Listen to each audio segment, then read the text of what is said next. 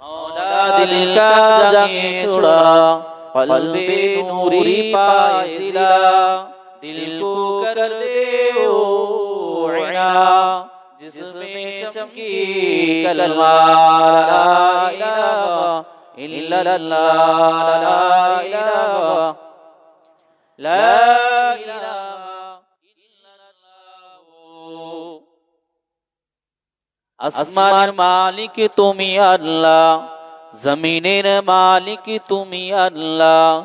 আসমানের মালিক তুমি আল্লাহ, জমিনের মালিক তুমি আল্লাহ।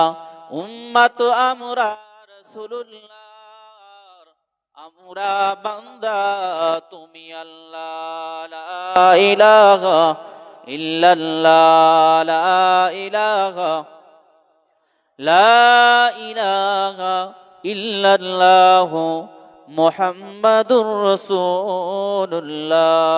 আল্লাহুম্মা সাল্লি আলা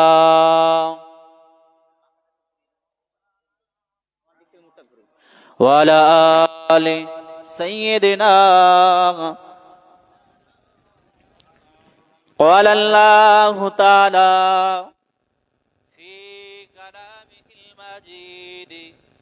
والفرقان الحميد فصل لربك وانحر. وقال الله تعالى في كلامه المجيد والفرقان الحميد يا أيها الذين آمنوا ادخلوا في السلم كافة ولا تتبعوا خطوات الشيطان. قال النبي صلى الله عليه وسلم الدنيا سجن المؤمنين والجنة للكافرين. وقال النبي صلى الله عليه وسلم من تمسك بسنتي عند فساد أمتي فله أجره 100 শহীদ ইলা আখিরিল হাদিস। মুআজ্জাজ মুকাররম সম্মানীয় আমার সামনে উপবিষ্ট নওজোয়ান যুবকেরা, মুরব্বিয়ান, তরুণেরা, স্নেহের কুচিকাচা বাচ্চারা, পর্দার অন্তরালে অবস্থিত হোক, গৃহকর্মে ব্যস্ত থাকা আমার ধার্মিক আম্মা জান এবং বোনেরা, আল্লাহ পাকের রহমত সমস্ত ঈমানদারের প্রতি হোক। সকলে বলুন আল্লাহুম্মা আমিন। সবটুকু শুকরিয়া জ্ঞাপন করি সে মহান জাল্লে জালহু ওয়া জাল্লে শানহু দরবারে, যে আল্লাহ পাক আমাদেরকে খাস করে খাস মাহফিল, দুয়ার মাহফিলে বসিয়েছেন। যোগ্য না হওয়া সত্ত্বেও আমাদেরকে জায়গায় হাজির করেছেন, শুকরিয়া জ্ঞাপন করি। সকলে পড়ি আলহামদুলিল্লাহ। শত কোটি দরুদ ও সালাম বর্ষিত হোক মানবতার মহান শিক্ষক প্রিয় নবী মুহাম্মদ রাসূলুল্লাহ। সকলে পড়ি সাল্লাল্লাহু আলাইহি ওয়াসাল্লাম।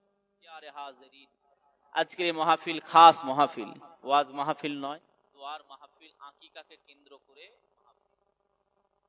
ভাই আমার, দোস্ত আমার, বর্তমান সময়েতে এই সন্ধিক্ষণে এসে আজকে আমাদের মাহফিল, ওয়াজ মাহফিল প্রয়োজনের অনেক অনেক বেশি হয়। আজকে এই পাড়ায় তো কালকে ওই পাড়ায়, আজকে এই মহল্লায় তো কালকে ওই মহল্লায়, আজকে এই মহল্লায় তো কালকে ওই মহল্লায়, আজকে এই গ্রামে কালকে ওই গ্রামে। তাহলে ওয়াজ আমাদের যা এখন হচ্ছে সেই অনুযায়ী কি আমল হচ্ছে? একটু হ্যাঁ বলেন, সেই অনুযায়ী আমল? আমরা আমাদের জীবনে যত ওয়াজ শুনেছি, প্রতিটা ওয়াজ থেকে যদি একটা করে কথা নিতাম, প্রতিটা মাহফিলে আমরা গিয়ে যদি একটা করে কথা পালন করতাম, তাহলে আমরা আমাদের জীবনে আল্লাহর ওলি হই। হ্যাঁ কি না? কিন্তু আমাদের ওয়াজ যাওয়া আর শোনা, যাওয়া আর শোনা, এর থেকে বেশি কিছু লাভ হয় না। বলেন তো দেখি, আপনারা মনে মনে ভাবলেন যে আমি একটু গোস্ত খাবো, মনে মনে ইচ্ছা করলেন, মনে মনে ইচ্ছা করার কারণেই কি গোস্ত খাওয়া হয়ে যাবে? তাহলে তার জন্য প্রয়োজন এখানের যে বাজার রয়েছে নিকটস্থ বাজার থেকে গোস্ত আনতে হবে। আচ্ছা, গোস্ত তো নিয়ে আসা হলো। গোস্ত নিয়ে আসার পরে কি গোস্ত খাওয়া হয়ে গেল? খাওয়া হয়নি। তার জন্য কি করতে হবে? তাকে তার যে সঠিক প্রসেস রয়েছে সেই প্রসেসে তাকে প্রিপেয়ার করতে হবে, রান্না করতে হবে। রান্না করা মানেই কিন্তু খাওয়া নয়। তারপরে আবার তাকে প্লেটে বাড়তে হবে, তাকে খেতে হবে, চেবাতে হবে, তারপরে খাওয়া। এই যে একটা লং প্রসেস, আমি মনে করলাম খাবো, তাহলেই কিন্তু খাওয়া হয়নি। তো আপনি বাড়িতে যদি গোস্তটা এনে রেখে দেন, সেটা কি কাজে আসবে? কাজে আসবে না। ঠিক আপনি আমি জীবনে বহু ওয়াজ শুনছি, ওয়াজ শুনে যদি আমি আপনি রেখে দিই, জীবনে যদি সেটাকে আমলে না পরিবর্তন করি, কিন্তু আমার আপনার টার্গেট যদি জান্নাত হয়, তাহলে সেটা কাজে আসবে? আসবে না। তাহলে আমাদের টার্গেট যদি হয় জান্নাত, আমাদের ফাইনাল ডেস্টিনেশন যদি হয় জান্নাত, যদি আমরা চাই জান্নাত অ্যাচিভ করব, তাহলে এই সমস্ত মাহফিলগুলোতে বসার সাথে সাথে যে জিনিসগুলো আমরা সাথে করে বাড়ি নিয়ে যাব, শুধু নিয়ে গেলে হবে না, সেগুলোকে নিজেদের জীবনে জিন্দেগিতে ইমপ্লিমেন্ট করতে হবে এবং সাথে সাথে সেগুলোকে আমাদেরকে সেইভাবে চলাফেরা করতে হবে, আদেশগুলো মানতে হবে, নিষেধগুলো ছাড়তে হবে। ভাই আমার, দোস্ত আমার, তাহলেই কিন্তু আমার আপনার যে ফাইনাল টার্গেট, ফাইনাল ডেস্টিনেশন, আমাদের যে অ্যাচিভ করার যে একটা লক্ষ্য উদ্দেশ্য আছে জান্নাত, সেটা তবেই আমরা কিন্তু অ্যাচিভ করতে পারবো। ভাই আমার, দোস্ত আমার, কথা হলো এই মাহফিল আজকে খাস দোয়ার মাহফিল, আকিকার মাহফিল। আজকে দেখা যায় সমাজের বুকে বহু মানুষ আছে আকিকা সম্পর্কে তাদের সঠিক নলেজ না থাকার কারণেতে আজকে সঠিক পদ্ধতিতে কিন্তু আকিকা গুলো হয় না। সঠিক পদ্ধতি আকিকা হয় না। এর কারণ আমরা আকিকা সম্পর্কে সঠিক আমাদের ধারণা নেই। আকিকাটা অ্যাকচুয়ালি কি? আকিকা হলো ইসলামের পরিভাষায় বলা হয়, নবজাতক সন্তান যখন জন্ম নেবে, জন্ম নেওয়ার পরে পরেই হাদিসের মধ্যে এসেছে 7 দিন, 14 দিন অথবা 21 দিনের মাথায় তার জন্য একটি পশু জবাহ করতে হবে। যদি কন্যা সন্তান হয় তাহলে তার জন্য একটি খাসি, পুত্র সন্তান যদি হয় 2টা খাসি তার জন্য জবাহ করতে হবে। আকিকার দোয়াটার সময় আমরা কি বলি? অদামুহা বিদামিহি ওয়া লাহমুহা বিলাহমিহি ওয়া আজমুহা বিআজমিহি ওয়া শা'রুহা বিশা'রিহি। এর অর্থ হলো এই পশুর রক্তের, এই শিশুর রক্তের বদলে পশুর রক্ত, শিশুর চামড়ার বদলে পশুর চামড়া, শিশুর গোস্তের বদলে পশুর গোস্ত, শিশুর লোমের বদলে পশুর লোম, এগুলো আমরা আল্লাহর জন্য উৎসর্গ করলাম। জোরে বলুন না সুবহানাল্লাহ। এটা হলো মূল 1 নাম্বার, এটা হলো পদ্ধতি। এই পদ্ধতিটা আমরা কম বেশি সকলেই করে থাকি। আল্লাহ রাসূল আরো একটা কথা বলেছে, আকিকার আরো একটা কাজ রয়েছে, সেটা হলো যেদিন আকিকা হবে, যেদিন আকিকা হবে ওই দিনেতে বাচ্চার মাথা মুন্ডন করতে হবে, মাথা নেড়া করতে হবে। মাথা নেড়া করে তার মাথায় যে পশম অর্থাৎ চুল থাকবে, সেই চুলের পরিমাপ অনুযায়ী রূপো চাঁদি যতটা পরিমাণ ওজন হবে তার সেই পরিমাণ টাকা আপনাকে সাদকা করে দিতে হবে। বলেন তো দেখি, আমরা পশু তো জবাই কম বেশি সবাই করি, কিন্তু এই দ্বিতীয় কাজটা আমরা কতজন করি? দ্বিতীয় কাজটা আমরা কতজন করি? কিন্তু আকিকা এই শুধুমাত্র পশু কুরবানির নাম নয়। ভাই আমার, দোস্ত আমার, তাহলে আমাদেরকে আকিকার জন্য 2টো জিনিস করতে হবে। কেননা মহান আল্লাহ রাব্বুল আলামিন কুরআনুল কারীমের মধ্যে জানিয়েছেন, লা ইয়ানালুল্লাহু লুহুমুহা ওয়ালা দিমাউহা ওয়ালাকিন ইয়ানালুল্লাহুত তাকওয়া মিনকুম। মহান আল্লাহ রাব্বুল আলামিন বলেছেন, ও দুনিয়ার মানুষেরা, কুরবানি হোক কিংবা আকিকা হোক, লা ইয়ানালুল্লাহু লুহুমুহা ওয়ালা দিমাউহা, আল্লাহ দরবারেতে এই কুরবানি কিংবা আকিকার পশুর গোশত পৌঁছায় না, রক্ত পৌঁছায় না। ওয়ালাকিন ইয়ানালুল্লাহুত তাকওয়া মিনকুম, বরং নিশ্চয় আমার আল্লাহ দরবারে যেটা পৌঁছায় সেটা হলো তোমাদের নিয়ত। জোরে বলুন সুবহানাল্লাহ। আপনারা কি নিয়তে করছেন? এ যুবকেরা, তরুণেরা, সেজন্য আমাদেরকে আকিকা করতে হবে। রাসূলুল্লাহ যে পদ্ধতিতে শিখিয়েছেন সে পদ্ধতিতে আমাকে আপনাকে করতে হবে। শুধু তাই নয়, আমার রাসূলুল্লাহ আরো জানিয়েছেন, যখন কোন নবজাতক শিশু জন্ম নেবে, নবজাতক শিশু যখন কোন জন্ম নেবে, আকিকা করার সাথে সাথে ওই বাচ্চাটার একটুখানি তাহানিক করে দিন। আরো একটা কাজ আমার রাসূলুল্লাহ বলে দিলেন, ও দুনিয়ার মুমিন মুসলমানেরা, যখন কোন নবজাতক শিশু জন্ম নেবে তাদের কানে আজান খানা পৌঁছে দাও। তাদের কানে আল্লাহ ধ্বনি খানা পৌঁছে দাও, কেননা ওই নবজাতক শিশুটা কোন ঘরে জন্ম নিচ্ছে যাতে করে তারা বুঝতে পারে। এ নওজওয়ানেরা, যুবকেরা, বলেন তো দেখি আজকে আকিকা হলো, অনেক বড় করে খানা পিনা হবে, কয়জন আমরা আছি নবজাতক যখনই জন্ম নেবে আমাদের নবজাতকের কানে আজান পৌঁছানো হয়? কজনের পৌঁছানো হয়? বলে কোথা হয়েছে? বলে নার্সিং হোমে। ছাড়া পাবে কবে? বলে 7 দিন পরে। আরে তারপরে আজান দিয়া মানে তো শয়তান জমি দখল করে নিয়েছে। জমি তো ততদিনে শয়তানের দখলে রেকর্ড হয়ে গেছে। আজানটা কানের সাথে সাথে দিতে হবে, দুনিয়ার অন্য কোনো আওয়াজ তার আসার আগে সঙ্গে সঙ্গে আজানটা দিতে হবে, ইকামতটা দিতে হবে। আপনি হসপিটাল হয়েছে, হসপিটালেই দেন। লেবার রুম থেকে বের করে যখন বাচ্চাটা আপনাকে দেখাতে নিয়ে আসে, আপনি সঙ্গে সঙ্গে ওই অবস্থাতেই দাঁড়িয়ে 1 মিনিট সময় লাগবে।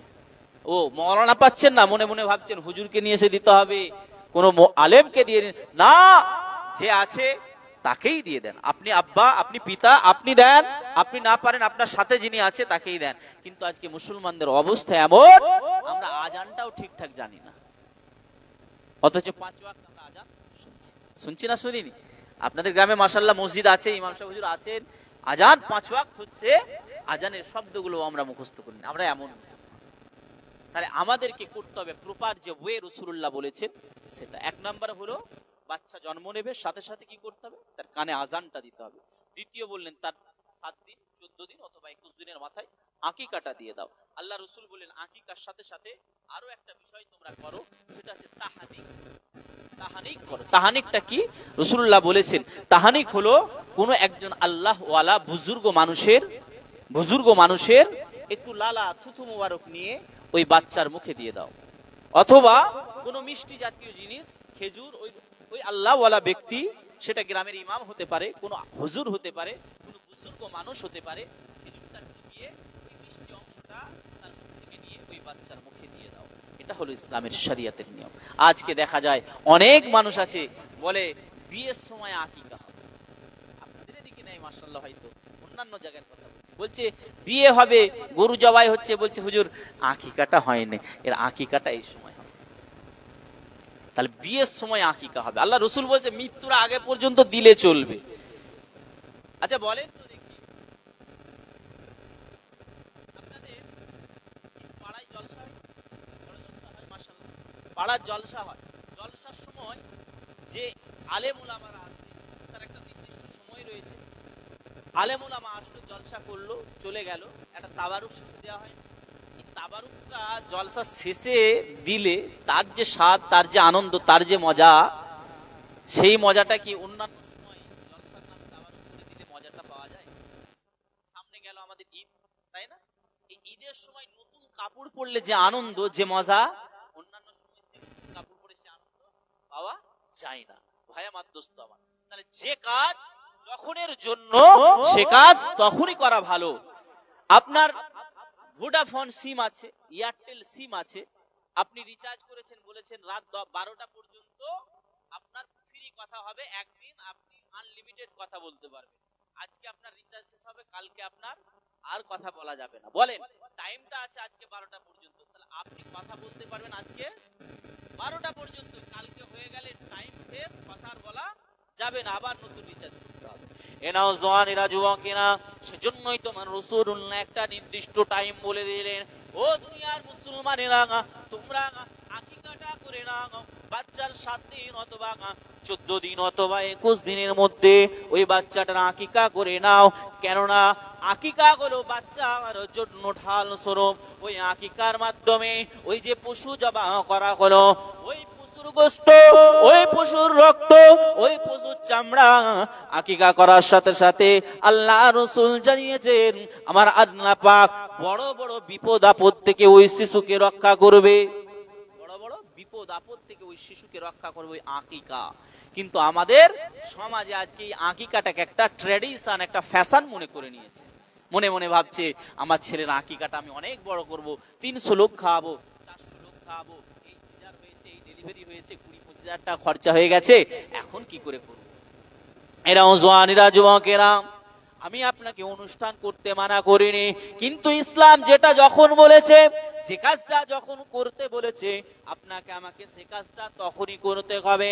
কেননা ইসলাম হলো এমন একটা ধর্ম যেটা হলো কমপ্লিট কোড অফ লাইফ, পরিপূর্ণ জীবন ব্যবস্থার নাম হলো ইসলাম। ইসলাম আপনাকে আমাকে সবকিছু শিখিয়েছে। সেজন্যই তো মহান আল্লাহ রাব্বুল আলামিন কুরআনুল কারীমের মধ্যে বলেছেন, ইয়া আইয়ুহাল্লাযীনা আমানু উদখুলু ফিস-সিলমি কাফা, ও দুনিয়ার মুমিন মুসলমানেরা, তোমরা ইসলামে পরিপূর্ণভাবে প্রবেশ করো। আমরা মুসলমান, আমরা তো ঈমানদার, তাহলে আমাদেরকে আবার ইসলামে প্রবেশ করতে হবে, এই কথাটা কেমন? এখন আপনি বাড়িতে রয়েছে, আবার আপনাকে যদি বলা হয় যে ভাই বাড়ির মধ্যে প্রবেশ করুন, কথাটা কেমন কেমন ঠেকছে না? তাহলে আমি তো বাড়িতেই রয়েছে, আবার বাড়িতে কি প্রবেশ করব? আল্লাহ পাক রব্বুল আলামিন এই কথাটা এমনি বলেনি, এই কথার পিছনে একটা কারণ আছে। দুনিয়া জমিনে প্রতিটা মানুষ জন্মগ্রহণ করে, আল্লাহ রাসূল হাদিসে বলেছেন, কুল্লু মাউলিদিন ইউলাদু ফিতরাতু আলাল ইসলাম, এই দুনিয়ার মানুষেরা প্রতিটা নবজাতক দুনিয়া জমিনেতে জন্মগ্রহণ করে মুসলমান রূপে জন্মগ্রহণ করে।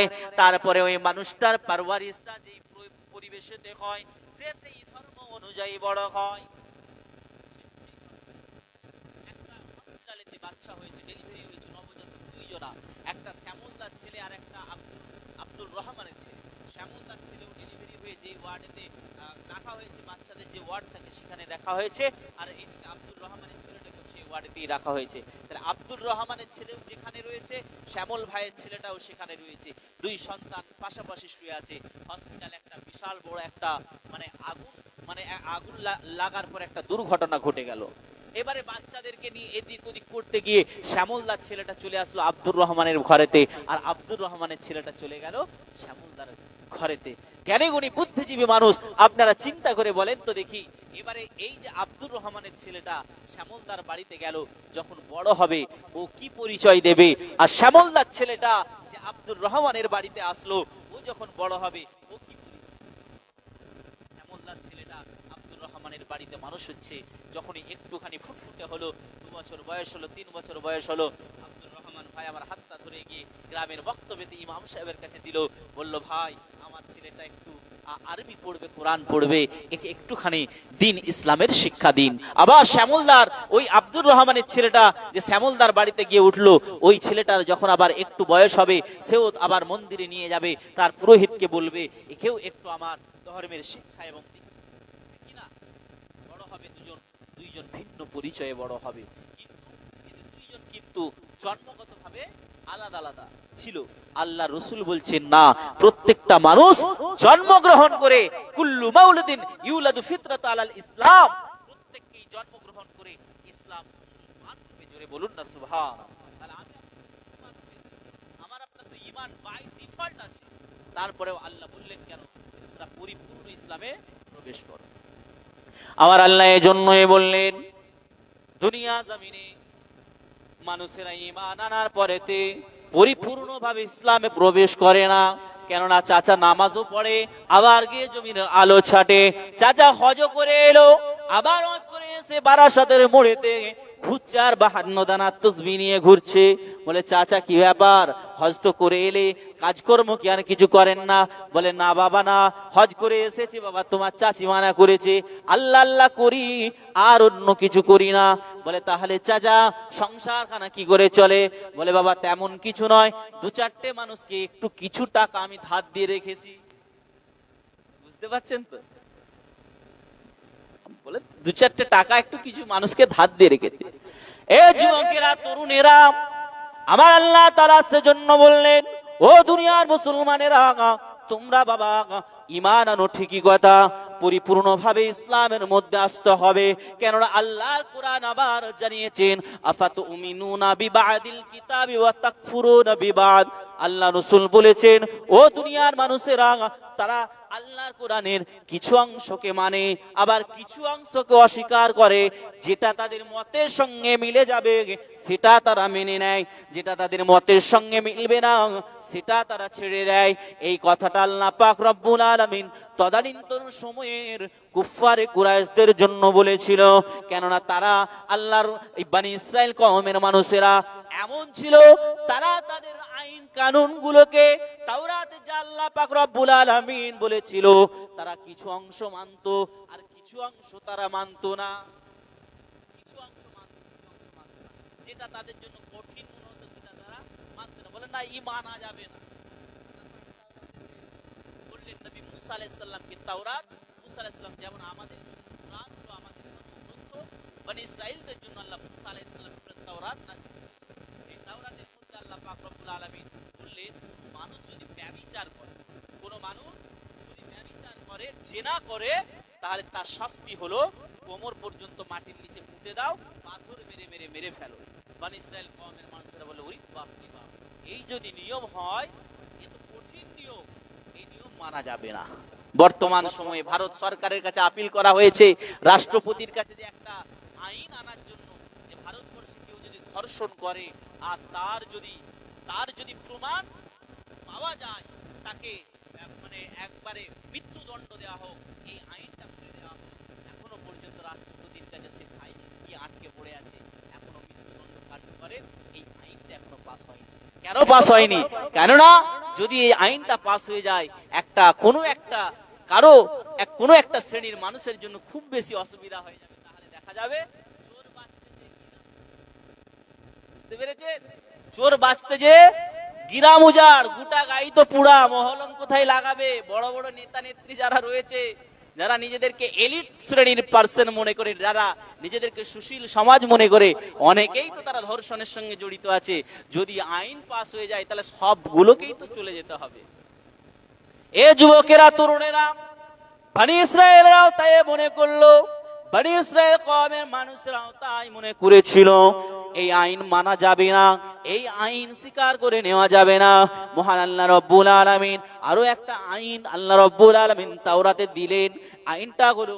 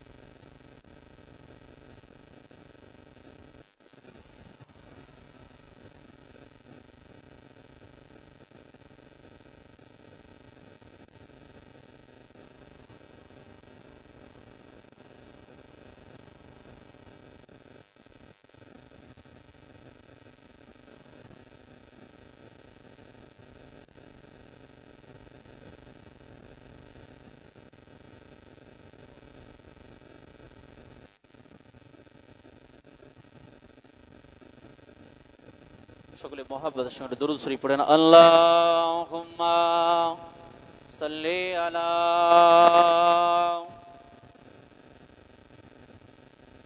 ওয়া আলা আলি সাইয়্যিদিনা। আল্লাহুম্মা সাল্লি আলা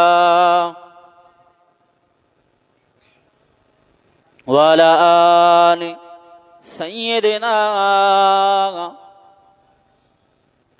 शाह तैबा के नाम दो कदम साथ साथ मेरे आका के नाम दो कदम साथ साथ शाह तैबा के नाम दो कदम साथ साथ मेरे आका के नाम दो कदम साथ साथ मुस्कुराते चलो गुनगुनाते चलो मुस्कुराते चलो गुनगुनाते चलो नारा ए या मोहम्मद लगाते चलो मुस्कुराते चलो गुनगुनाते चलो नारा ए या मोहम्मद लगाते चलो शाह तैबा के नाम दो कदम साथ साथ मेरे आका के नाम दो कदम साथ साथ खोटी किस्मत बना ने चलो साथ साथ मुस्तफा को मना ने चलो साथ साथ खोटी किस्मत बना ने चलो साथ साथ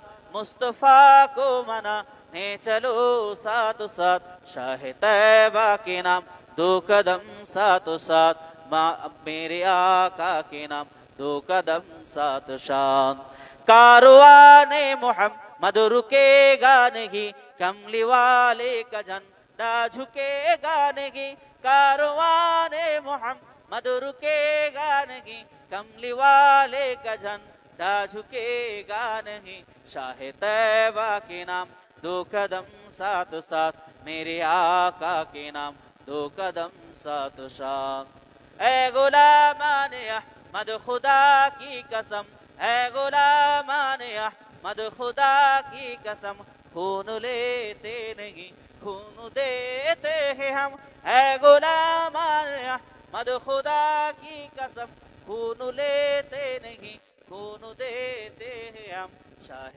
तैबा के नाम दो कदम साथ साथ मेरे आका के नाम दो कदम साथ साथ मेरे तैबा के नाम दो कदम साथ साथ मेरे आका के नाम दो कदम साथ साथ अल्लाहुम्मा सल्ली अला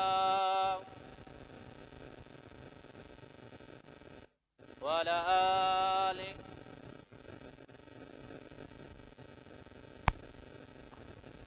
তো বাবাজিরা যে কথা বলছিলাম তাহলে বনি ইসরাইল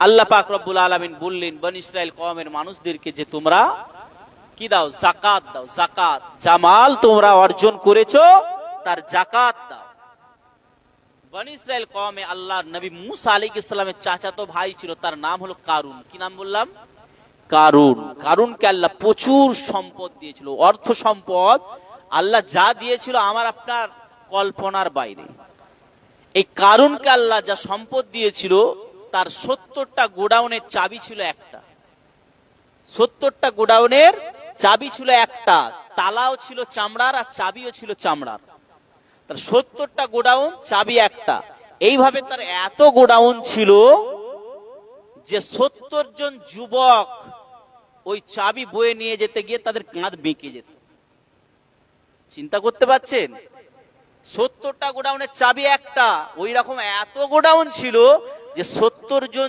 যুবক কাঁধে করে চাবি বয়ে নিয়ে যাওয়ার জন্য রাখা ছিল তারা বেঁকে যেত ভরে আর সেই গোডাউনে কি রাখা ছিল ওই প্লাস্টিক খড়ের গাদা ওই বোতল প্লাস্টিক এই সব নয় নিট সোনা রাখা ছিল সোনা নিট সোনা ছিল জোরে বলুন না সুবহানাল্লাহ আর একটু জোরে হবে না এত আল্লাহ পাক তাকে সম্পদ দান করেছিল কারুনকে আল্লাহ যখন তাওরাতের মধ্যে বললেন কারুন তুমি তোমার সম্পদের যাকাত দাও সম্পদের যাকাত দাও কতটা না 3 ভাগের 1 ভাগ কারুনের তো তখন মাথা খারাপ 3 ভাগের 1 ভাগ দিয়ে দেবো আমাদের সমাজেও আছে না নাই অনেক টাকা ইনকাম করেছে যখন বলা হয় যাকাত দাও তখন বলে না যাকাত আবার কি তারা মনে করে এটা হচ্ছে ইসলাম ট্যাক্স নিচ্ছে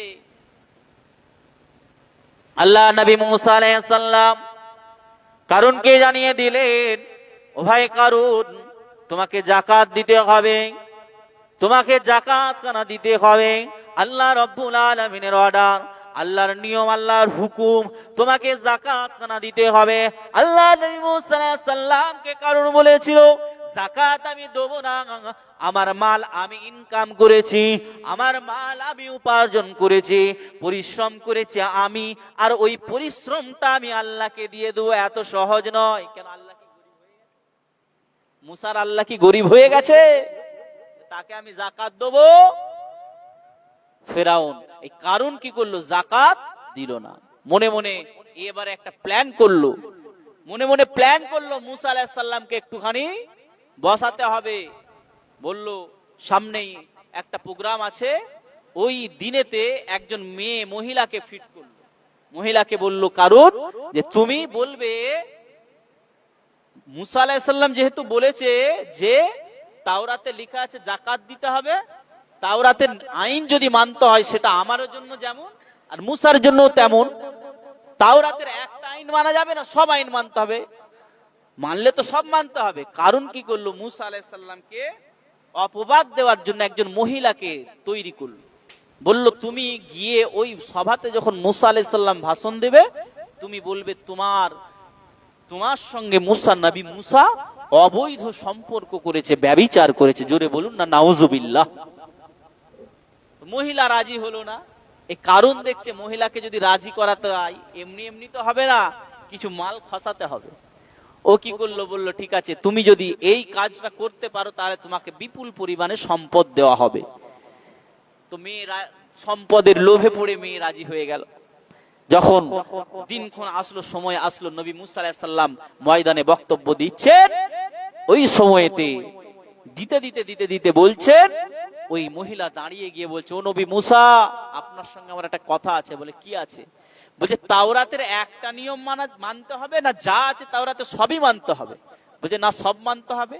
বলছে যাকাত? বলছে হ্যাঁ দিতে হবে। বলে যাকাতের নিয়ম যেটা দিয়েছে আল্লাহ সেটা যেমন মানতে হবে, আর ব্যভিচারের শাস্তি কি আছে? বলছে ব্যভিচারের শাস্তি আল্লাহ তাওরাতের মধ্যে বলেছে পাথর মেরে তাকে হত্যা করে দেওয়া। বলছে সেটাও মানতে হবে? বলে হ্যাঁ বারহাক মানতে হবে। বলছে সেটা শুধু আমাদের জন্য না আপনার জন্য মানতে হবে? বলে না, তাওরাতে যা আছে আমি নবী মুসারকেও যেমন মানতে হবে, সাধারণকেও তেমন মানতে হবে। ওই মহিলা বলল, মুসা আপনি আমার সঙ্গে ব্যভিচার করেছেন তার প্রমাণ আমার পেটে। আল্লাহ নবী মুসা চমকে গেলেন। আল্লাহ নবী মুসা আলাইহিস সালাম ওই মহিলাকে দ্বিতীয়বার জিজ্ঞাসা করলেন, ও মহিলা বলো, তুমি সত্যি করে বলো তুমি কি কথা বললে? মহিলা তখন ঘাবড়ে গেছে, থতমত খেয়ে গেছে, মহিলা আর মুখ খুলতে পারে না, মাথা খানা নিচু করে নিয়েছে। ওই সময়েতে ওই মহিলাকে আবার জিজ্ঞাসা করলো নবী মুসা আলাইহিস সালাম, যে মহিলা তুমি যে কথা বললে এটা কি তুমি সত্য বলছো না মিথ্যা বলছো? ওই মহিলা তখন এতটা ভয় পেয়ে গেছে, সত্য কথা বলে দিল। আমাকে এই কথা বলার জন্য কারুর আমাকে অনেক অর্থ দিয়েছে। তখন নবী মুসা আলাইহিস সালাম আল্লাহর দরবারে হাত তুলে বলল, ও রব্বুল আলামিন আল্লাহ, তুমি কারুনের বিচার করো, কেননা কারুনকে যাকাত দিতে বলার কারণে কারণ আমার সঙ্গে এই অপবাদ দিল, নোংরা ষড়যন্ত্র করলো। আমার আল্লাহ পাক রব্বুল আলামিন নবী মুসা আলাইহিস সালামকে বললেন, ও নবী মুসা, এর বিচারটাকে আমি আল্লাহ করব না তুমি করবে? নবী মুসা বলল, হে রব্বুল আলামিন আল্লাহ, অন্যায় যেহেতু আমার সাথে হয়েছে বিচারখানা আমি করব। আল্লাহ রব্বুল আলামিনের দরবার থেকে হুকুম হয়ে গেল, কারণ দৌড়ে পালাতে যাবে, কারণের পা খানা মাটির নিচে ধসে যেতে লাগলো, কারণ পা তুলে পালিয়ে যেতে পারলো না। নবী মুসা আলাইহিস সালামের সঙ্গে এবারে আল্লাহর কথোপকথন হয়, কারণ এবারে ঝরঝর ঝরঝর ঝরঝর করে কাঁদে। আহারে মুসা আলাইহিস সালামের কাছে আকুতি মিনতি করে, ও নবী মুসা, আমাকে ছেড়ে দেন, আমাকে বাঁচিয়ে নেন, আমাকে যদি আপনি মেরে দেন তাহলে আপনার নিজের বোন বিধবা হয়ে যাবে, আপনার বোন বিধবা হয়ে যাবে। কেন? কারণ ছিল নবী মুসা আলাইহিস সালামের নিজের বোনাই ছিল, ভগ্নিপতি ছিল, দুলাভাই ছিল, নিজ বোনের সঙ্গে কারণের বিয়ে দিয়েছিলেন। তখন কাকুতি মিনতি করছে, এবারে এত কান্না কাঁদছে, কারণ যেখানে দাঁড়িয়ে ছিল ওই এলাকাটা ভিজে গেছে, তার কান্নায় অঝরে ঝরঝর ঝরঝর করে কাঁদছে। যখন কারুন কাঁদছে, মুসা আলাইহিস সালামকে আল্লাহ বলছে, ও নবী মুসা, একটুখানি দয়া করো, কারুনের উপরে একটু দয়া করো, ওকে ছেড়ে দাও, মাফ করে দাও। আল্লাহর নবী মুসা বলছে, আল্লাহ, অন্যায়টা আমার সাথে হয়েছে, অন্যায় আমার সঙ্গে করেছে, আমি ওকে মাফ করব না। আল্লাহ বলল, নবী মুসা, তবে কারুন যদি কোনো অন্যায় করে আমার কাছে এত কান্না কাঁদতো, আমি কিন্তু ক্ষমা করে দিতাম, আমি ক্ষমা করে দিতাম। আল্লাহ নবী মুসা আলাইহিস সালাম বলছেন, না আল্লাহ, এই যে অপবাদ আমার নামে দিয়েছে, একে ক্ষমা করা যাবে না। নবী মুসা আলাইহিস সালাম আল্লাহর সঙ্গে এইভাবে কথাবার্তা চলছে, আর কারুন কাঁদছে, অঝরে কাঁদছে। কাঁদতে কাঁদতে কারুন যখন দেখলো যে ইয়ার এখান থেকে না মুসা আলাইহিস সালাম আমাকে মাফ করবে না, তখন ও বলছে, ও আমি বুঝতে পেরেছি, তোমার আর তোমার আল্লাহর লোভ হচ্ছে আমার ওই সোনার ওপরেতে। তোমরা গরিব হয়ে গেছো, আমার তোমাদের লোভ, তোমাদের লক্ষ্য হচ্ছে আমার ওই সোনা নিয়ে তুমি আর আল্লাহ বড় লোক হয়ে যাবে। জোরে বলুন না নাউজুবিল্লাহ। আল্লাহ রেগে গেলেন, আল্লাহ রাগান্বিত হয়ে বললেন, এ কারুন, যাও, তুমি এবং তোমার সম্পদ যা আছে সব মাটির তলায় নেমে যাও। আল্লাহ কি করলেন, কারুন সহ সমস্ত সম্পদকে আল্লাহ মাটির নিচে ধ্বংস করে দিলেন। বলুন না সুবহানাল্লাহ। সেই কারুন, সেও মেনেছিল কিছু কথা তাওরাতের, আর কিছু কথা মানেনি। আল্লাহ সেজন্য কোরআনে বললেন, আফাতুমিনুনা বিবাদিল কিতাব ওয়া তাকফুরুনা বিবাদ, তোমরা আল্লাহর কোরআনের কিছু অংশ মানো, কিছু অংশ মানো না, এমন মুসলমান হলে হবে না, হতে হবে উদখুলু ফিস-সিলমি কাফা। ও দুনিয়ার ঈমানদারেরা, তোমরা আল্লাহ রাব্বুল আলামিন জানিয়েছেন, তোমরা পরিপূর্ণভাবে ইসলামের মধ্যে দাখিল করে যাও। পরিপূর্ণ দাখিল হতে হবে, আমি আপনি নামাজটা পড়বো আল্লাহর কোরআন অনুযায়ী, রাসূলুল্লাহর সুন্নাহ অনুযায়ী নামাজখানা আমরা পড়বো।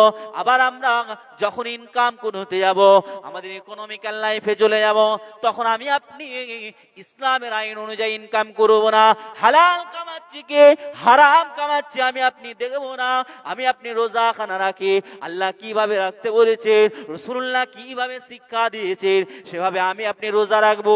কিন্তু আমি আপনি যখনই বাজারে ব্যবসা করব, ওটা হবে আমার ইহুদি নাসারা খ্রিস্টানদের মতো।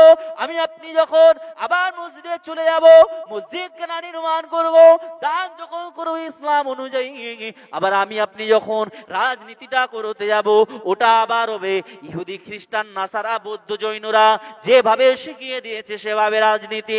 আল্লাহ রাব্বুল আলামিন সেজন্যই তো বললেন, ও দুনিয়ার ঈমানদারেরা, তোমরা পরিপূর্ণভাবে ইসলামের মধ্যে প্রবেশ করো। তোমাদের খাওয়া হবে আল্লাহর জন্য, তোমাদের পড়া হবে আল্লাহর জন্য। ইন্নাস সালাতি ওয়া নুসুকি ওয়া মাহইয়া ওয়া মামাতি লিল্লাহি রাব্বিল আলামিন। একজন মুমিনের বেঁচে থাকাটা হবে আল্লাহর জন্য, নামাজ হবে আল্লাহর জন্য, রোজা হবে আল্লাহর জন্য, পরিবার জীবনটা চলবে আল্লাহর জন্য, রাজনীতিটা হবে আল্লাহর জন্য, এমন করে ব্যবসা হবে আল্লাহর জন্য। আপনি চলবেন কিভাবে, রাসূলুল্লাহকে দেখে চলবেন, রাসূলুল্লাহ যেভাবে বলেছেন সেভাবে চলবেন। আপনি টাকা ইনকাম করবেন, আল্লাহ রাব্বুল আলামিন বলেছেন হালাল পদ্ধতিতে তোমরা ইনকাম করো। আমার আল্লাহর কোরআন জানিয়েছেন, ওয়া হালালাল্লাহু বাইআ ওয়া হারামার রিবা। ও দুনিয়ার মানুষেরা, আমি আল্লাহ ব্যবসাকে হালাল করে দিয়েছি, সুদকে হারাম করে দিয়েছি। দুনিয়ার জমিনে তোমরা সুদ নিও না, সুদ দিও না, এমন করে তোমরা ব্যবসা করো। পরিবার জীবনটা কেমন চলবে, আল্লাহ রাব্বুল আলামিন বলেছেন, ও দুনিয়ার মানুষেরা, কিভাবে তোমরা তোমাদের পরিবারটা চালাবে। আমার রাসূলুল্লাহকে দেখো, রাসূলুল্লাহ যেভাবে তার পরিবার পরিজনকে চালিয়েছে সেভাবে তোমরা চালাও। কিভাবে দান করবে, তোমরা যাকাতের টাকায় দুটো ছেঁড়া শাড়ি কিনে দিয়ে ফটো তুলবে, নাকি কিভাবে আমার রাসূলুল্লাহ দিতে বলেছে সেভাবে দেবে। এই নওজওয়ানেরা, যুবকেরা, ইসলাম মানতে হলে সব জায়গায় আপনাকে আমাকে মানতে হবে। আমি পার্টির লিডারটা চুনবো, আমার বন্ধুত্ব কিভাবে কার সাথে হবে সেটাও কোরআন জানিয়েছে, ইসলাম জানিয়েছে, সেভাবে হবে। আমি আপনি ব্যবসা কার সাথে করব, সেটাও ইসলাম বলেছে, সেভাবেই করতে হবে। আমি আপনি খাবো, যে খানাটা খাবো কিভাবে করব, সেটাও ইসলাম জানিয়েছে। ইসলামকে এজন্যই তো বলা হয় কমপ্লিট কোড অফ লাইফ। একটা পরিপূর্ণ জীবন বিধানের নাম হলো ইসলাম। কোন গতানুগতিক ধর্ম 4000 বছর ধরে চলে আসছে, এমন গতানুগতিক ধর্মের নাম ইসলাম নয়।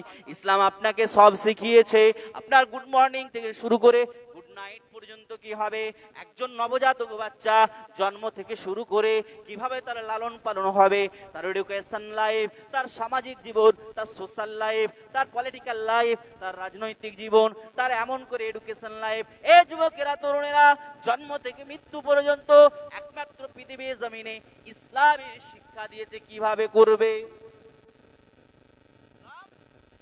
একমাত্র ধর্ম, যে ধর্ম আপনাকে শিক্ষা দিয়েছে আপনার জন্ম থেকে শুরু করে মৃত্যু পর্যন্ত কি কি করবেন, কিভাবে করবেন, তার পরিপূর্ণ রূপরেখা একমাত্র জমিনের ধর্ম ইসলামী দিয়েছে। বলুন না সুবহানাল্লাহ। তাম পৃথিবীর জমিনে ধর্ম আছে ৪,৩০০টা, ৪,৩০০টা। এই ৪,৩০০টা ধর্মের মধ্যে একমাত্র ইসলাম হলো আল্লাহর নিকট মনোনীত ধর্ম। আল্লাহর কোরআন পারা নাম্বার ৩, সূরা নাম্বার ৩, আয়াত নাম্বার ১৯, সূরার নাম সূরা আল ইমরান। আল্লাহ রাব্বুল আলামিন বলছেন, ইন্না দীনা ইনদাল্লাহিল ইসলাম, আমি আল্লাহ, আমার নিকট মনোনীত ধর্মই হলো ইসলাম। জোরে বলুন না সুবহানাল্লাহ। আরেকটু জোরে হবে না? এই ইসলামকে আমার আল্লাহ পরিপূর্ণ জীবন ব্যবস্থা করে দিয়েছেন। সূরা নাম্বার ৫, আয়াত নাম্বার ৩, সূরার নাম সূরা আল মাইদা। আল্লাহর কোরআন বলছেন, আল-ইয়াউমা আকমালতু লাকুম দীনাকুম ওয়া আতমামতু আলাইকুম নি'মাতি ওয়া রাদিতু লাকুমুল ইসলাম দীনা। ও দুনিয়ার মানুষেরা, আমি আল্লাহ ইসলামকে পরিপূর্ণ করে দিলাম, এর মধ্যে নিয়ামত পরিপূর্ণ করে দিলাম। ওয়া রাদিতু লাকুমুল ইসলাম দীনা, আমি আল্লাহ ইসলামকে আমার মনোনীত ধর্ম করে নিয়েছি। জোরে বলুন না সুবহানাল্লাহ। আমাকে আপনার পরিপূর্ণ ঈমান, পরিপূর্ণ ইসলামে আমি আল্লাহ যা বলেছেন সেইভাবে, কিন্তু আমি ইনকামটা কিন্তু হালাল করব। চলবে? হ্যাঁ দেন, বস্তু হালাল হতে হবে, ইনকামটাও হালাল হতে হবে। হালাল, শুধু ইনকাম হালাল করলেন আর তা দিয়ে হারাম মাল কিনে খাচ্ছেন, এটা জায়েজ হবে? একটু বলেন। হবে না। ঠিক একই ভাবে বস্তুটা হালাল খাচ্ছেন, আল্লাহ ভাত খেতে বলেছেন, মাংস খেতে বলেছেন, বলছে রে শুকরের গোশত খাওয়া হালাল না হারাম? বলেন না জি হারাম। কুকুরের গোশত হারাম। আর পনের বিয়েতে যে খানাটা খাচ্ছি আমরা, এটা হালাল না হারাম? এটাও হারাম।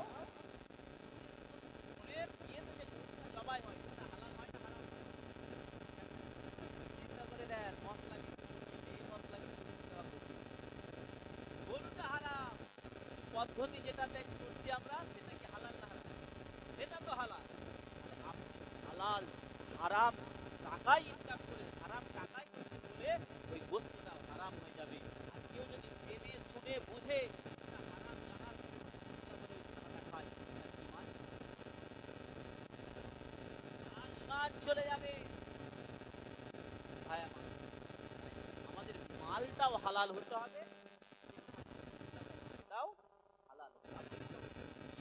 আপনি গায়ের রক্ত ঘাম করে ধরিয়ে পরিশ্রম করে ৫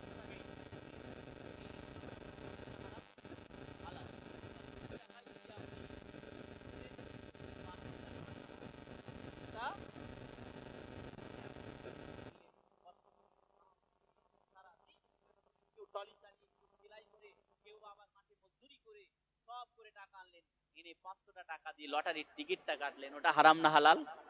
হারাম। এই দুনিয়ার মানুষেরা, আল্লাহ রাব্বুল আলামিন কিয়ামতের ময়দানেতে বান্দা বান্দীদেরকে প্রশ্ন করবে, ও আমার বান্দা বান্দীরা, বলো বলো বলো, তোমাদেরকে আমি আল্লাহ তাআলা দীর্ঘ হায়াত দিয়েছিলাম, হায়াতে জিন্দেগিতে তোমরা কি আল্লাহর কাছে সেদিনে জবাব দিতে হবে। দ্বিতীয় প্রশ্নটা আমার আল্লাহ করবে, ও দুনিয়ার মানুষেরা, বলো বলো বলো, তোমাদেরকে আমি আল্লাহ উপহার দিয়েছিলাম,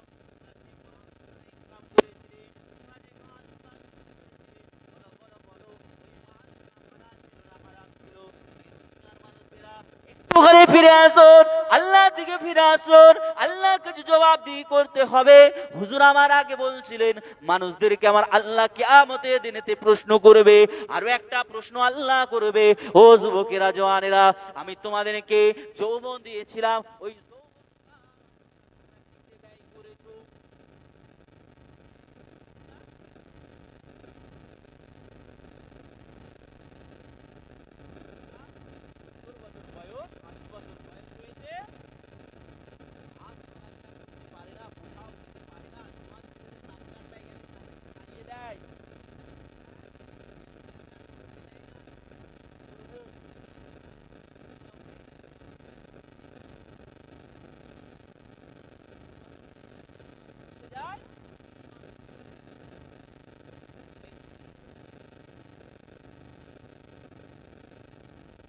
নওজোয়ানেরা, যুবকেরা, আমার আল্লাহর কাছে ওই সময়ের ইবাদতটা পছন্দনীয়, ওই সময়ের ইবাদতটা আল্লাহর কাছে পছন্দনীয়। এজন্যই তো আমার রাসূলুল্লাহ হাদিসের মধ্যে জানিয়েছেন, ওয়াশাবুন নাশা ফি ইবাদাতিল্লাহ। এ দুনিয়ার মানুষেরা, আমার আল্লাহ জানিয়েছেন, হাদিস শরীফে রাসূলুল্লাহ জানিয়েছেন, আরশে আজিমে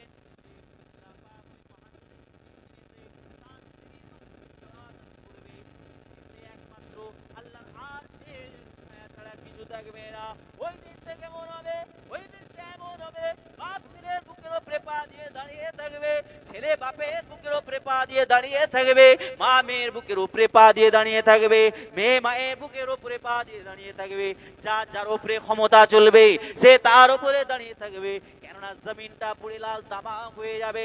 এ যুবকেরা, তরুণেরা, সূর্য খানা মাথার নিচে চলে আসবে, এক হাত উপরে থাকবে, মাথার খিরুগুলো টগবগ টগবগ করে ফুটবে, নাক দিয়ে কান দিয়ে গলে গলে পড়বে। ওই দিবসেতে কোনো ছায়া থাকবে না, একমাত্র আরশে আজিমে ছায়া থাকবে। আমার রাসূলুল্লাহ বলেছেন, ওয়াশাবুন নাশা, সেদিনে তো এই মাহশরের কঠিন দিনে 7 শ্রেণীর মানুষকে আল্লাহ আরশে আজিমে ছায়া দান করবে। তার মধ্যে এক শ্রেণী হলো ওয়াশাবুন নাশা ফি ইবাদাতিল্লাহ। ওই যুবকটা যার অন্তরটা, যার যৌবনটা কেটেছে আল্লাহ রাব্বুল আলামিনের ইবাদতে। একটু জোরে হবে না? আল্লাহ রাসূল বলছেন, যার যৌবনটা কেটেছে ইবাদতের মধ্যে। আচ্ছা, আমরা একটা দেশে বাস করি, এই দেশের একটা সরকার আছে, যারা সরকারি চাকরি করে তাদের বয়স কত বছর বয়সে রিটায়ার্ড হয়? বলে 60 বছরে রিটায়ার্ড। আপনার চোখে ক্ষমতা আছে, সবাই তো শারীরিক ভাবে সমান নয়, অনেক হয় 60 বছরে মাজুর হয়ে যায়, একদম চলতে পারে না, বলতে পারে না। আবার অনেক কখনো একটু শালী থাকে, কিন্তু তারপরেও সরকার বলে, না, আপনি আপনার জীবনের বহু বছর খেদমত করেছেন, 60 বছর হয়ে গেছে, আর আপনাকে সার্ভিস দিতে হবে না। সরকার বলে, না, অনেক অনেক পরিশ্রম দিয়েছো, সরকারকে সার্ভিস দিয়েছো, আর দিতে হবে না, এবারে তুমি যাও, রিটায়ার্ড হয়ে যাও, রিটায়ার্ড হয়ে গিয়ে বসে বসে বাড়িতে পেনশন পাও, একটু আরাম করো। কেন?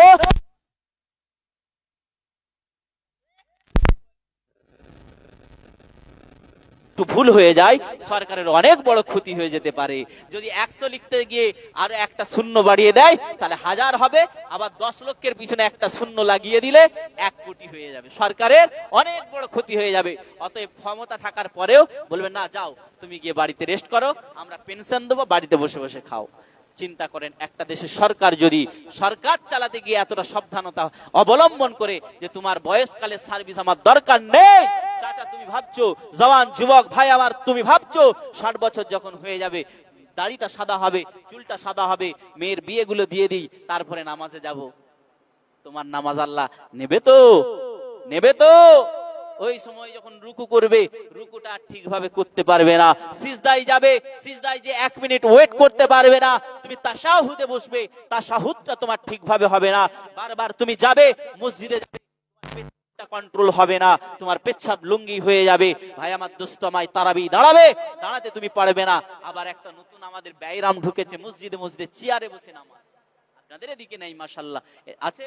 যাক, তাহলে চেয়ারে বসে আবার ডিজিটাল নামাজ, এটা হচ্ছে ডিজিটাল নামাজ। ও সারা দিন আলু বাড়িতে, ধান বাড়িতে, বারাসাতে, চিলেডাঙ্গিতে সব ঘুরতে পারে, সব ক্ষমতা আছে, কিন্তু যখনই মসজিদে ঢুকে তখনই ওর কোমরেতে উলাউট হয়ে যায়, তখন কোমরেতে উলাউট হয়ে যায়, তখন আর হয় না। এই ইসলাম বলেছে নামাজ পড়তে হবে, কিভাবে পড়বে? দাঁড়িয়ে পড়ো। প্রথম শর্ত কি? নামাজের প্রথম শর্ত হচ্ছে দাঁড়িয়ে পড়ো, না পারো বসে পড়ো, বসেও না পারলে শুয়ে শুয়ে পড়ো।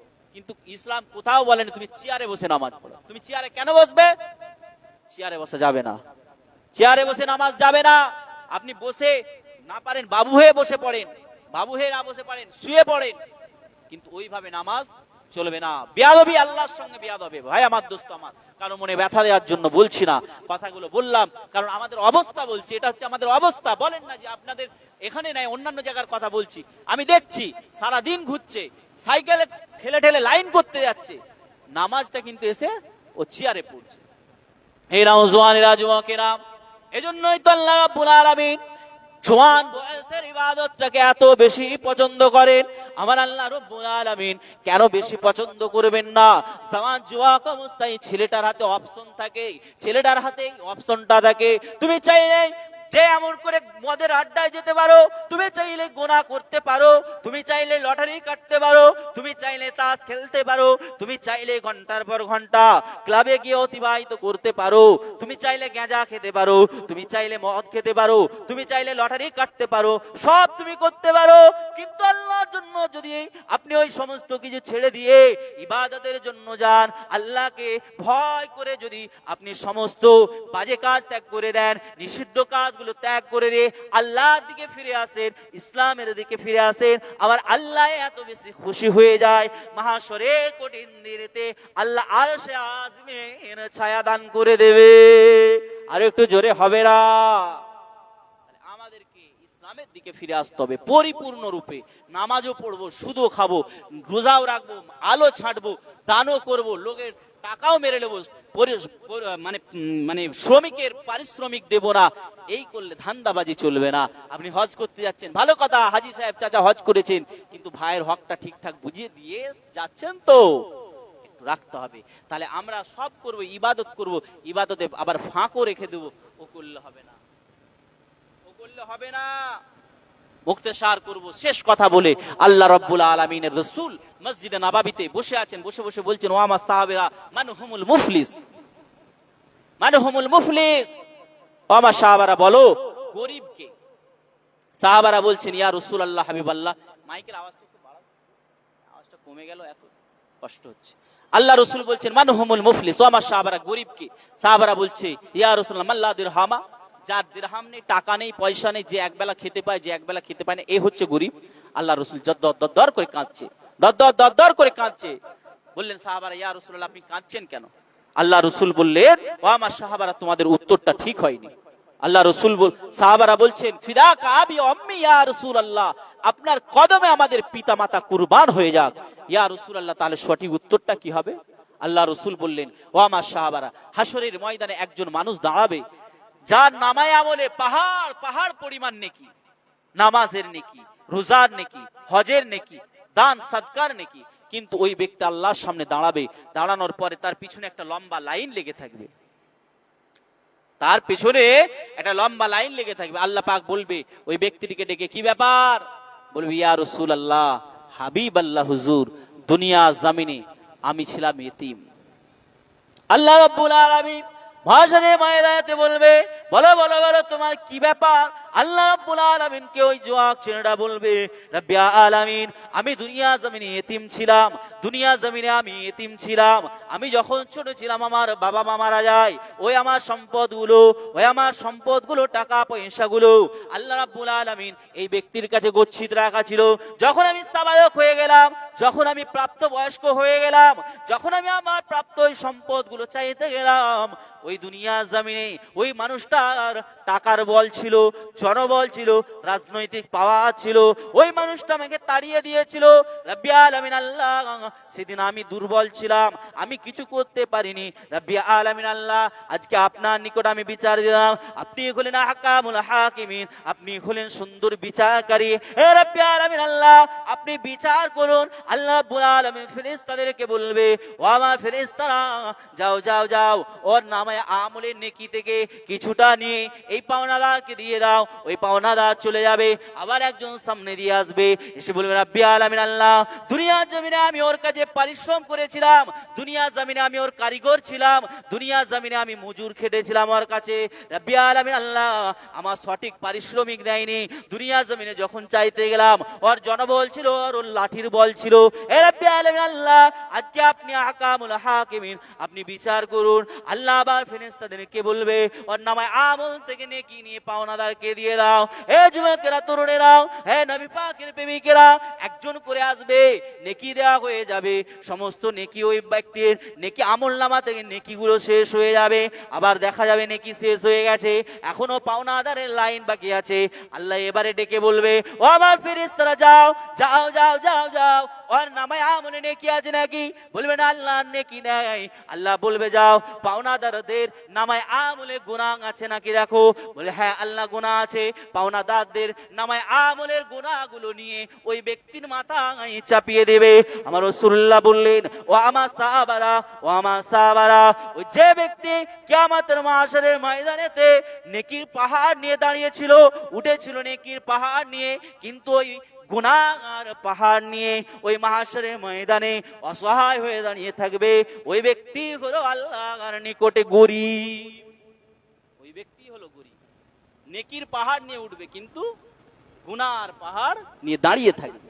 তাহলে আমরা আমল করব, ইসলাম আমাদেরকে ফলো করব, কিন্তু এইভাবে ফাঁক থেকে গেলে আমাদেরকেও সেদিন ওইভাবে দাঁড়াতে হবে। তাহলে আমরা পরিপূর্ণ আল্লাহ পাক ইসলামে আমাদেরকে আপনাকে প্রবেশ করার তৌফিক দান করুন। সকলে বলুন আল্লাহুম্মা আমিন।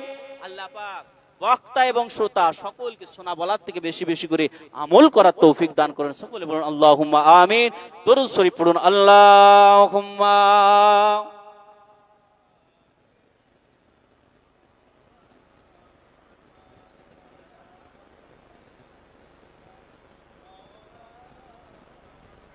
আমার আল্লাহওয়ালা ভাই ও বাবাজিরা, মুখতেসার করলাম, আসেন দাঁড়িয়ে একটু সালাত ও সালাম পাঠ করি, তারপরে ইনশাআল্লাহ দোয়া হয়ে যাবে। ইয়া নবী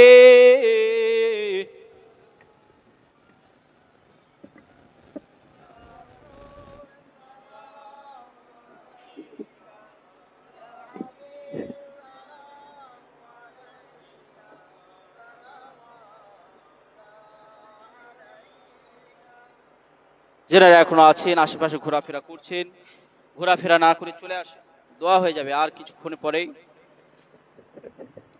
দোয়া হয়ে যাবে ভাই আমার। যারা এখনো বাড়িতে আছেন, বাড়িতে না থেকে চলে আসেন, মোহাব্বতের সঙ্গে একটু পড়ে নিয়ে নবী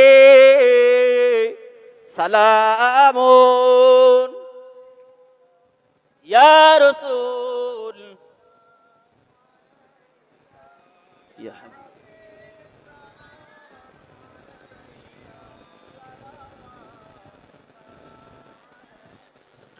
طلع البدر علينا من ثنيات الوداع وجب شكر علينا مدى لله حداي عربي سلام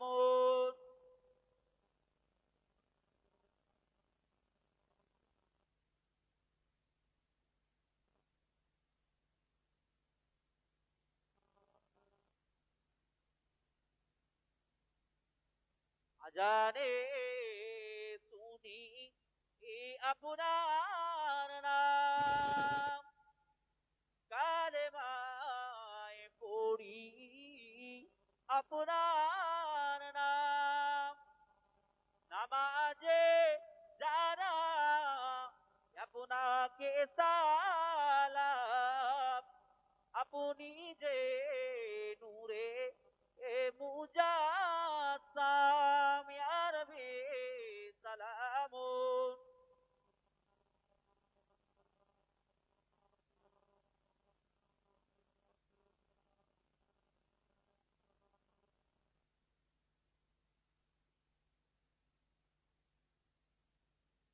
করিতে ইসলামের প্রচার, ধরণী লোহা ও তলোয়ার, দেখিয়া আদর্শ তোমার, ঈমানো আনিল কুফার ইয়া রাব্বি সালামুন।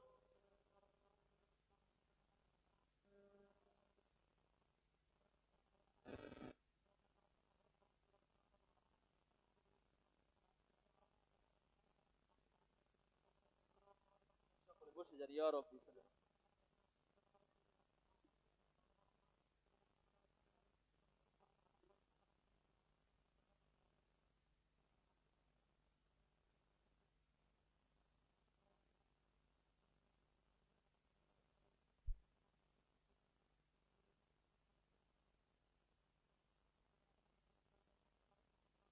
ভাই আমার, দোস্ত আমার, মুক্তেশার করলাম বলার কথা যেটা, আমাদের কিছু পরিবর্তন হতে হবে।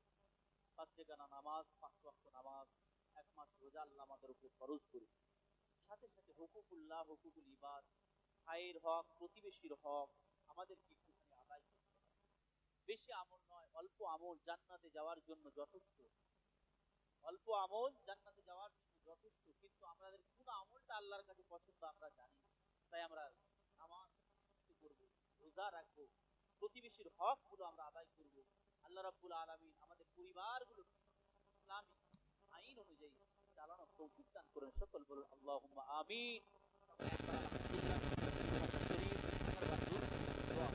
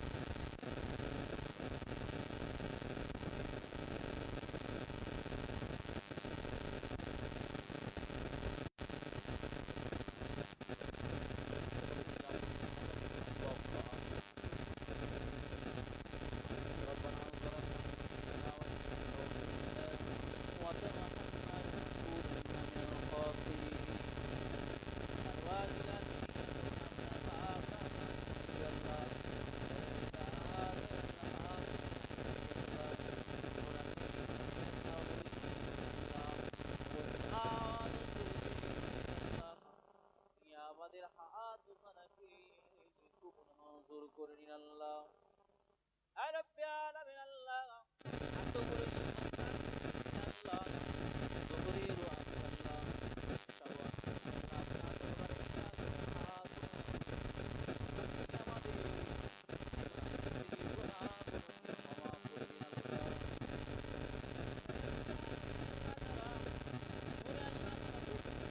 যারা হয়েছে আল্লাহ,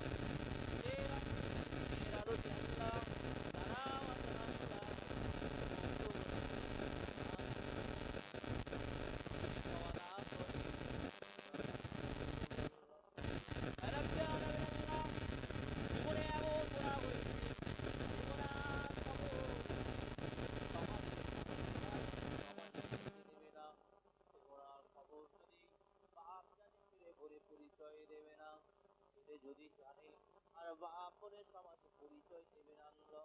সে গোরার খবর যদি মা জানে, মেয়ে বলে পরিচয় দেবে না, মেয়ে যদি কেউ না জানুক সে গোনার খবর সমাজের বুকে লুকিয়েছি, মানুষের থেকে লুকিয়েছি, কিন্তু আপনার থেকে তো কোনো কিছু লুকানো সম্ভব নয় আল্লাহ। আপনি আমাদের জীবনা জিন্দেগির গুনাহগুলোকে ক্ষমা করে দিন আল্লাহ। সমস্ত গুনাহ থেকে আমরা তাওবা করলাম আল্লাহ। আস্তাগফিরুল্লাহ রব্বি মিন কুল্লি যামবি ওয়া আতুবু ইলাইহি, লা হাওলা ওয়ালা কুওয়াতা ইল্লা বিল্লাহিল আলিয়্যিল আযীম। রব্বি আলামিন আল্লাহ, আর জীবনে গুনাহ করব না। শয়তানের অসুয়াশায়, নফসের ধোঁকায় পড়ে, শয়তানের চক্রান্তে পড়ে আল্লাহ গুনাহগুলো করেছি। রব্বি আলামিন, আপনি আমাদের জীবন জিন্দেগির গুনাহগুলোকে ক্ষমা করে দিন আল্লাহ। খাস করে আল্লাহ বসে বসে বসে যা কিছু আলাপ আলোচনা হলো আপনার পাক কালামুল্লাহ শরীফ থেকে, হাদিস থেকে আল্লাহ, আমার পূর্বে ইমাম সাহেব ভাই আল্লাহ আলোচনা করছিলেন। রব্বি আলামিন আল্লাহ তাআলা খাস করে আল্লাহ আকিকা হয়েছে, রব্বি আলামিন আল্লাহ সব কিছুর মধ্যে ভুল ভ্রান্তি গুলো আপনার হাবিবের সদকায় ক্ষমা করে দিয়ে দোয়াটো কবুল করে নিন। রব্বি আলামিন আল্লাহ, যা সওয়াব ইনায়াত করবেন। সর্বপ্রথম আকায়ে নামদার মুফাক্খরে মওজুদা হুজুরে পুরনুর সাল্লাল্লাহু আলাইহি ওয়াসাল্লামের পাক রূহে সবটুকু পৌঁছে দিন আল্লাহ।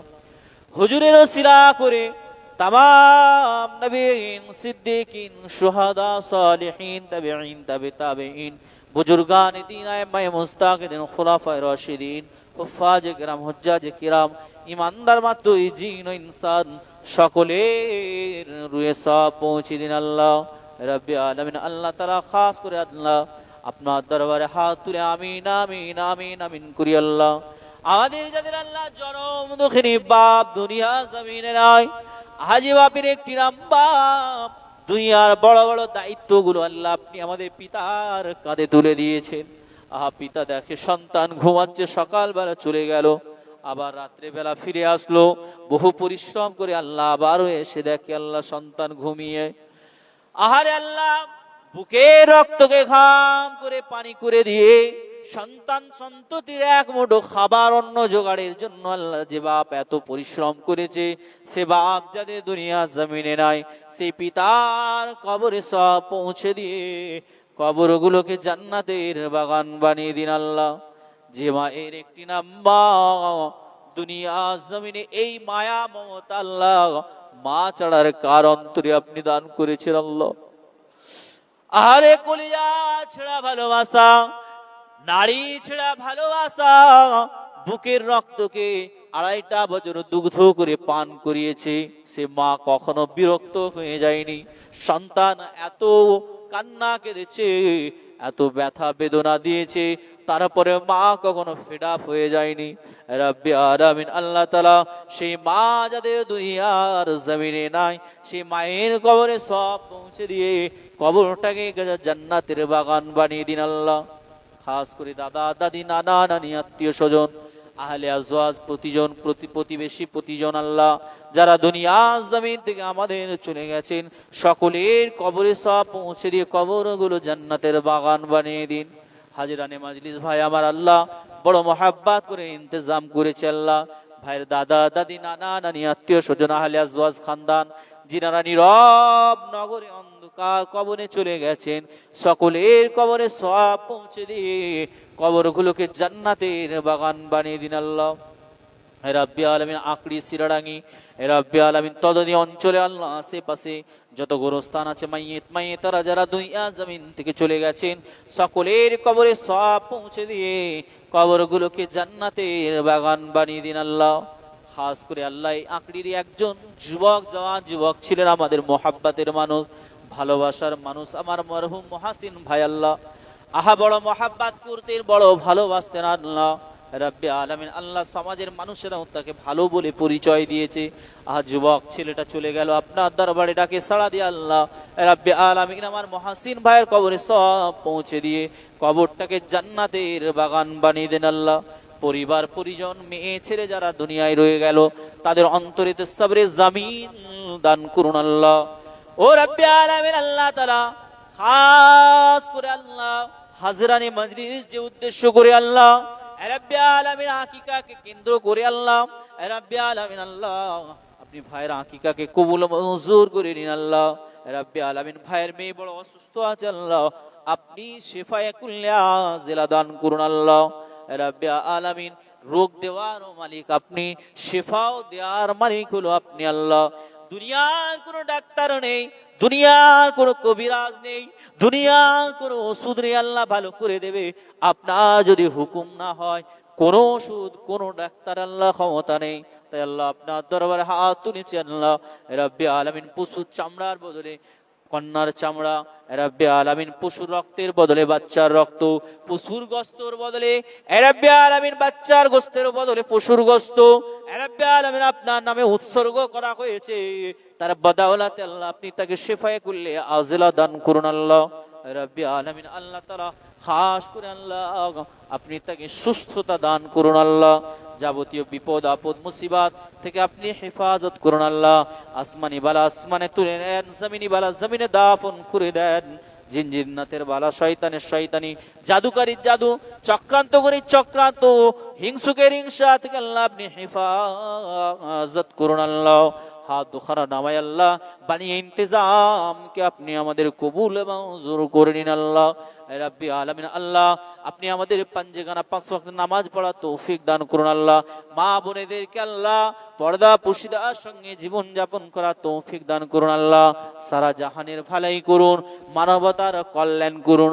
আমাদের জন্য যা অমঙ্গল তা আমাদের জন্য দূরীভূত করে দিন। আল্লাহুম্মা তাকাব্বাল হাযা দুআ বিওয়াসিলাতি নবী মুহাম্মাদিন সাল্লাল্লাহু আলাইহি ওয়াসাল্লাম। اللهم صل على محمد النبي الأمي وعلى آله وبارك وسلم. سبحان ربك رب العزة عما يصفون وسلام على المرسلين الحمد لله رب العالمين. آمين آمين. برحق لم لا إله إلا الله لا إله لا إله إلا الله محمد رسول الله. السلام عليكم.